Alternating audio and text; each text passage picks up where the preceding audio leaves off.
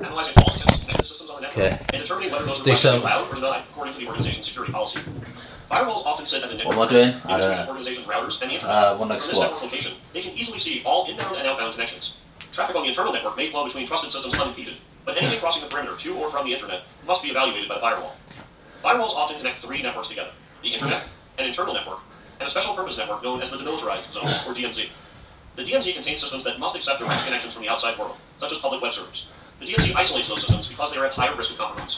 If an attacker manages to compromise a system located in the DMZ, he or she still does not have direct access to other systems located on the internal network.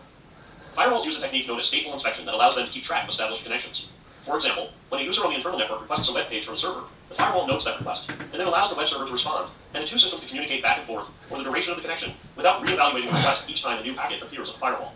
When the firewall encounters a new connection request, it evaluates it against a set of rules created by system administrators. These rules describe network connections that the firewall should act upon, using several important characteristics.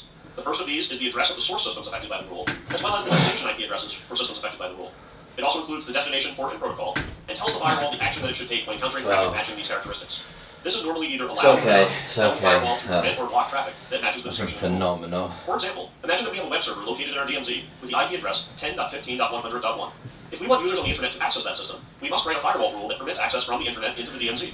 This is a rule that permits access, so we set the action to allow. In this case, the connection request will be coming from an unknown internet system to the web server. Since we do want anyone to have access to the website, we set the source address on this rule to any. We do want to limit this access to the web server only, so we set the destination IP address to 10.15.100.1, the IP address of our web server.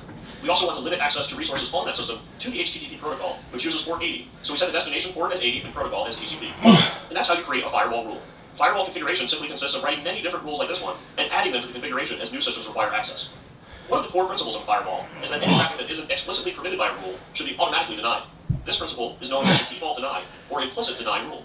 This is a very important concept that is often tested on the Security Plus exam. Web application firewalls are a specialized type of firewall that is application aware.